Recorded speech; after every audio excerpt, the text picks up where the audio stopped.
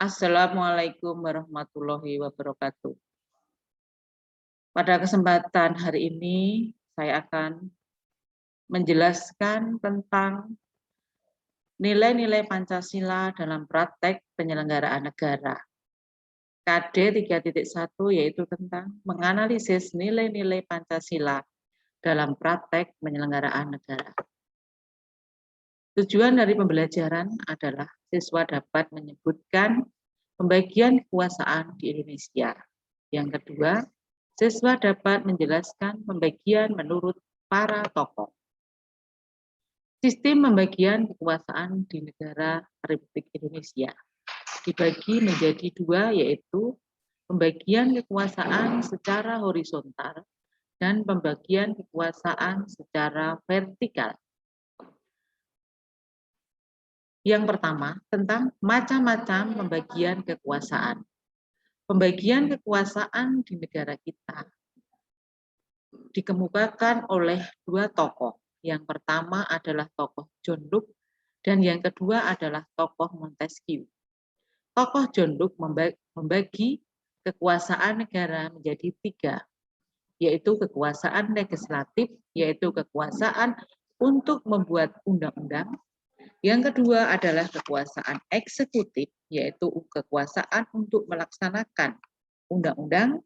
Dan yang ketiga adalah kekuasaan federatif, yaitu kekuasaan untuk mengadakan hubungan dengan luar negeri.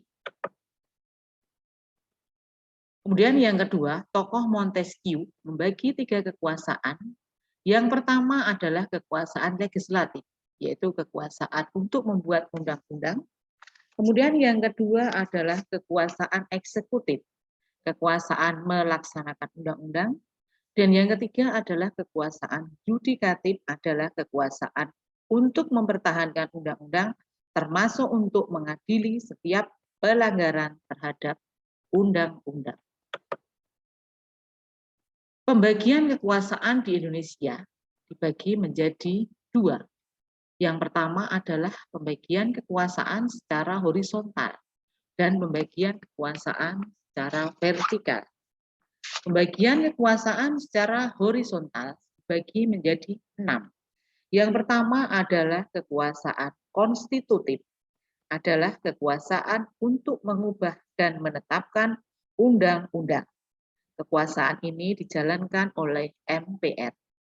Kemudian yang kedua adalah kekuasaan eksekutif, adalah kekuasaan untuk menjalankan undang-undang dan penyelenggaraan pemerintahan negara. Kekuasaan eksekutif ini dipegang oleh presiden. Kemudian yang ketiga adalah kekuasaan legislatif, yaitu kekuasaan untuk membentuk undang-undang. Ini dipegang oleh DPR. Kemudian yang keempat adalah kekuasaan yudikatif, adalah atau disebut juga dengan kekuasaan kehakiman, yaitu kekuasaan untuk menyelenggarakan peradilan guna menegakkan hukum dan keadilan.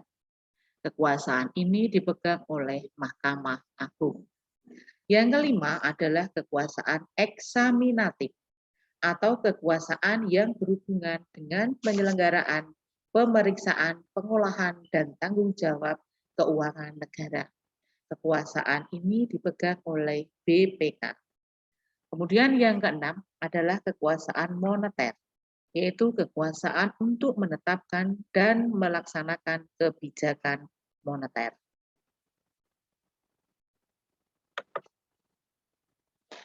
Kekuasaan vertikal adalah pembagian kekuasaan berdasarkan pada tingkatannya, dari tingkatan yang paling bawah sampai dengan yang paling atas. Demikian tentang materi tentang sistem pembagian kekuasaan di negara kita. Assalamualaikum warahmatullahi wabarakatuh.